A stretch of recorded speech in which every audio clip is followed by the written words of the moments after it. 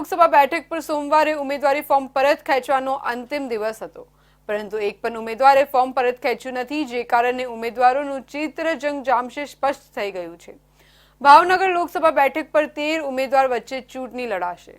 ગુજરાતની લોકસભાની 26 બેઠક માટે ત્રીજા તબક્કામાં આગામી તારીખ 7 મેના રોજ ચૂંટણી યોજાશે।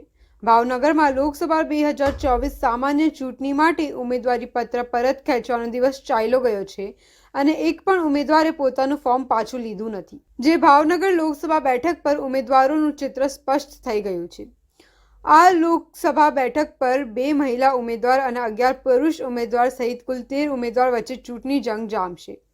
જો કે ફોર્મ ચકાસણી દરમિયાન 19 પૈકી 6 ફોર્મ રદ થયા હતા, પરંતુ હવે ભાજપ, કોંગ્રેસ, અપક્ષ અને અન્ય મળી કુલ 13 ઉમેદવાર ચૂંટણી મેદાનમાં ઉતરશે।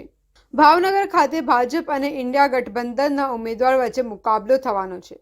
કુલ 13 ઉમેદવારોમાંથી આ ચૂંટણી ભાજપના નીમુબેન ભાંભણિયા, આમ આદમી પાર્ટીના ઉમેશ મકવાણા, બહુજન સમાજ પાર્ટીના રાઠોડ દિનેશભાઈ લાખાભાઈ, સ્વતંત્રતા અભિવ્યક્તિ પાર્ટીના અનિલભાઈ નરેન્દ્રભાઈ ચાવડા, ગુજરાત સર્વ સમાજ પાર્ટીના Tidabhai Devshibhai Boriya, new India united પાર્ટીના Parmar Rajeshkumar Premjibhai, right to recall પાર્ટીના ભૂપતભાઈ મોહનભાઈ વાળા, આપકી આવાસ પાર્ટીના કલાણિયા સાગરભાઈ પોપટભાઈ તેમજ 5 અપક્ષ તરીકે નરેશભાઈ નારાયણભાઈ રાઠોડ, બ્રહ્મ ક્ષત્રિય ભગવતીબેન ખેતસિંહ, મૂળશંકરભાઈ રઘુરામભાઈ ચૌહાણ, સંજયભાઈ મગનભાઈ મકવાણા, હર્ષ ગોકલાણી લડી રહ્યા છે।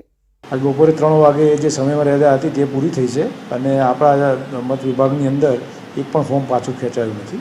એટલે હવે આપણી સાથે 13 ઉમેદવારો રહેશે, 3 રાષ્ટ્રીય પક્ષોના, 5 અમાન્ય રજિસ્ટર્ડ પાર્ટીઓના અને 5 અપક્ષો। સર, ખાસ વાત કરીએ તો જે ટોટલ 19 ઉમેદવારો દ્વારા 30 ફોર્મ જે ભરાયા હતા, આખી વિગત શું છે?